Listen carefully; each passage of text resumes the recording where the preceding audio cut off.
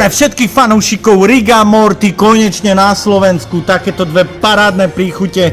Máme tu kyslé jablko a sladké hrozno. A ideme to hneď otestovať. Kyslé jablko. A popri tom, ak budem okoštovať, napíš do komentára tvojho najobľúbenejšieho mimozemšťana z Ricka Mortyho.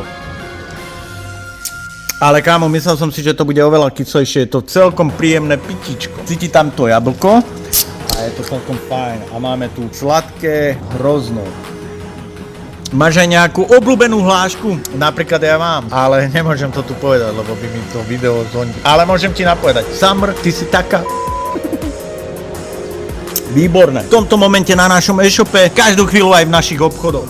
A vrch, výčok vám pripomína čo? No predsa portál